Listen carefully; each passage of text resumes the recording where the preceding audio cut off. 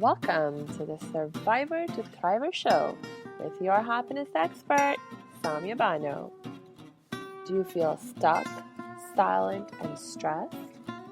Is something hurting your heart and soul? Are you burning yourself out? If so, you are in the right place because this is the podcast people from all over the world join in to learn exactly how to stop suffering and start living with inner peace and joy. Let's get started. Hey, welcome back to the Survivor to Thriver show. For the last couple of episodes, we have been addressing domestic violence awareness because this is such a critical issue that touches all of us, impacts all of us, either directly or indirectly.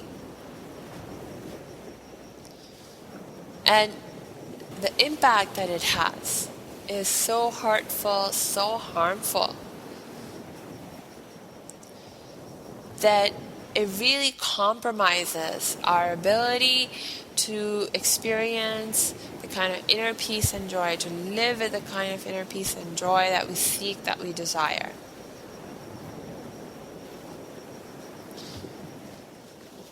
When I think about how it can hurt people in more indirect ways, makes me think of the children who are growing up in homes where domestic violence is taking place between their parents, where one parent is abusing the other.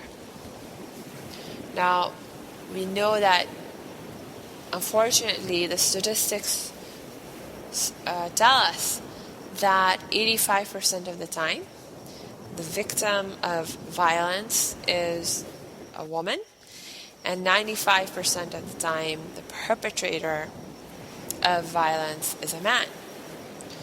So I'm going to speak of the scenario where the man is the abuser and the woman is abused in the scenario that I give. But at the same time, with the acknowledgement, with the reminder for you as well as for myself, that domestic violence is not restricted to heterosexual relationships or to just cases where men are the abusers. Men can also be abused, and women can also be abusers. In any case, like I was saying, the way that the children are impacted. Now, we all love and care about our children. And one of the strongest, most often given reasons that we hear from women who have children and who are in abusive relationships or who have been in abusive relationships as to why they have stayed as long as they did in the abusive relationships is that they stayed for the sake of the children. They thought it was better for the children that they stayed with their abusive partner, because that way the children would have the love and the care of both their parents, the protection of both their parents. Now, generally speaking, that is a very noble thought, and in general I would agree that yes, a child needs both its parents, and it's something very much to be desired that a child be able to have access to both its parents. However, when it comes to a home where there's domestic violence, this is not true. This is not the case. Because there's so much research that shows that even if the children are not being directly targeted with the abuse, they are still negatively impacted by the abuse. And there are definitely many cases where even the children are targeted with the abuse, where the children are in danger of being hurt. One of the ways in which you may see this harm occurring with the children is that the children get more sick more often. Why? Because look, our mental and emotional wellness impacts our physical wellness, and our physical wellness impacts our mental and emotional wellness. And when children are living in a home where there's so much stress because of the abuse, the violence that they're witnessing, it compromises their immune systems, it compromises their physical health. So they get more sick more often. That's just one potential consequence. Negative consequence for the children. Now, mentally, emotionally, in terms of the way they think, feel, and act, what we find happening, which is like very, very dangerous for the children, is that over time they get more and more normalized towards the behavior. Meaning, like, they begin to think that the abusive behavior and however the other parent is receiving it, it's very normal.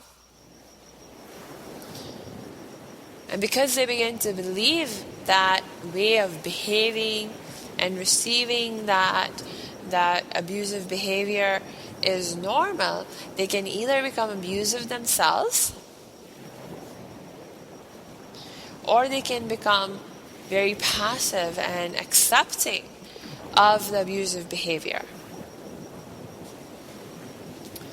So the children can grow up to become parents and girlfriends and boyfriends who abuse their own partners,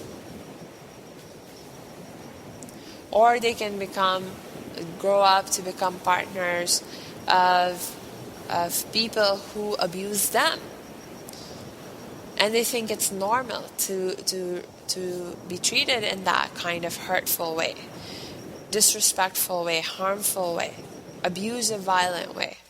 They take it because they think it's normal. And so it can actually have a multi-generational ripple effect when a child grows up in an abusive home, in a home where they're witnessing abuse. So their entire idea of what relationships look like, what it means to be in an intimate partner relationship, it's all messed up. Now, everything's interconnected and interdependent. So when someone's thinking and mindset and the way they feel is so strongly impacted in the context of what they've witnessed in intimate partner relationships, look, that impact is not going to stay confined to their intimate partner relationships and what they believe about intimate partner relationships. It's going to bleed out into the way they treat everyone and even themselves.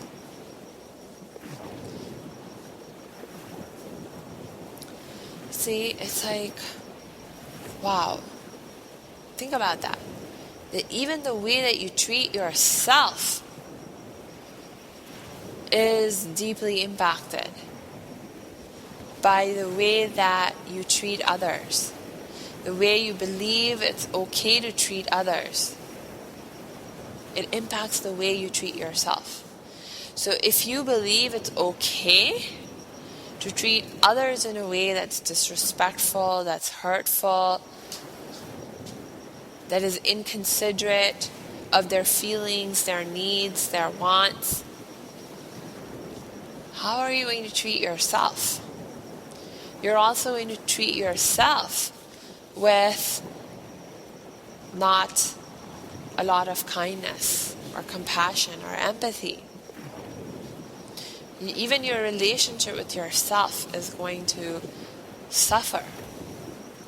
And when you have that kind of mindset, where even your own relationship with yourself is so negative, so full of negative judgment and blaming and shaming and guilting and violence and abuse, how are you supposed to experience inner peace and joy? How are you supposed to take control of your wellness? How are you supposed to transform yourself from survivor to thriver?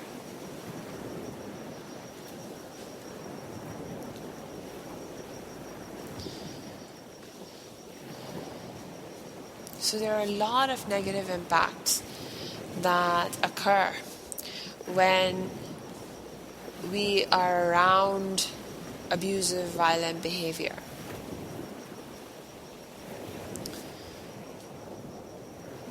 And none of those impacts are good or pleasant. Now, of course, no matter how bad a situation is, how bad a circumstance is, if we have the desire, the will to survive, to thrive,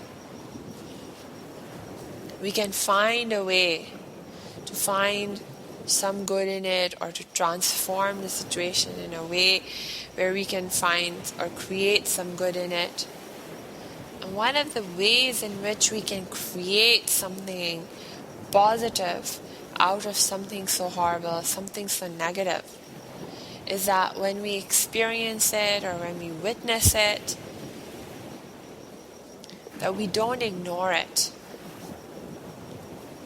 That whatever we're feeling of fear or distaste, that, like bad taste that can come in, that it can give you, and you just want to get away from it, that instead of running away from it, turning away from it, avoiding it, that we turn towards it.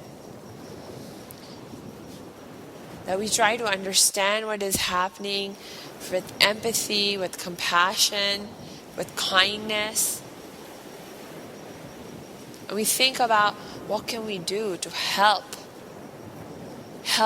each and every person impacted, affected, and involved in this situation.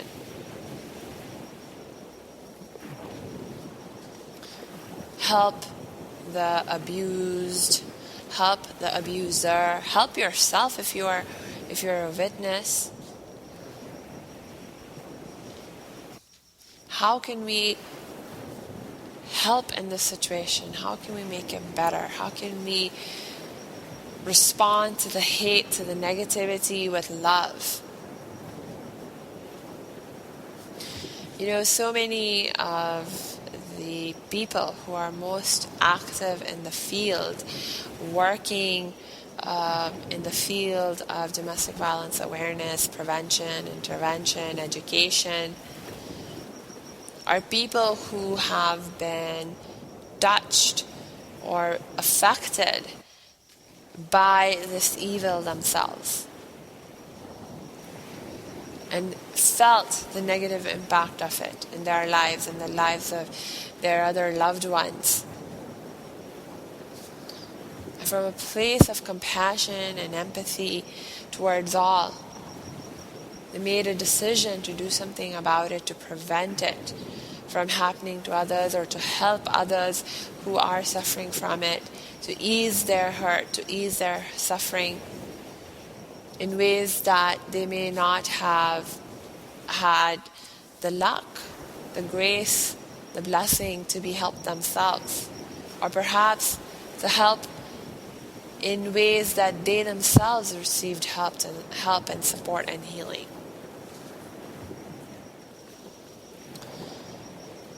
So if you're someone who is only indirectly impacted by this evil, and it really is evil,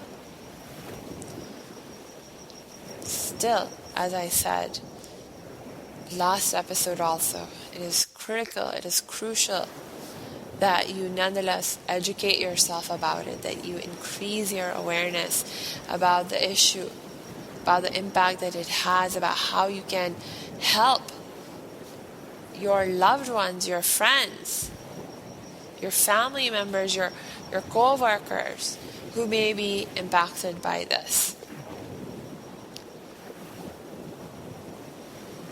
If you're more directly affected by it, it's like the first person I want you to be kind and compassionate towards is yourself.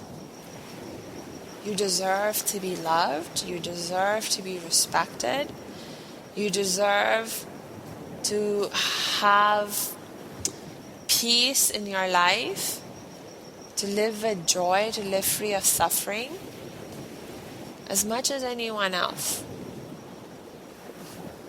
So whatever the reasons are that you may be giving yourself for why you're staying in a relationship that is literally preventing you, that is literally making it impossible for you to have the kind of inner peace and joy that you seek and desire in your life, I mean, it needs deeper thought. Like the example of the children. So many women who stay in these kinds of abusive relationships because they think they're doing what is best for their children, and they love their children, and they would die willingly for the sake of their children. But the reality is that what is hurting you so badly, what is hurting your health, your wellness, your safety so badly, is not good for them either. It's not good for anyone. It cannot be good for anyone. Because we are all so interconnected, we are all so interdependent, that what hurts me is going to hurt you too. Either directly or indirectly. I may realize it or I may not. You may realize it or you may not. But it is hurting. What is hurting one of us is hurting the other. So if this is something that you find yourself struggling with, or you have a loved one who is struggling with this, please do not continue to struggle with it on your own. Reach out for help and support, and you know that I'm one person you can reach out to.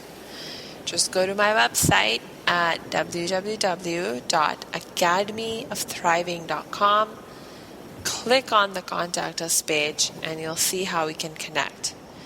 Until next time, I wish you lots of peace and joy.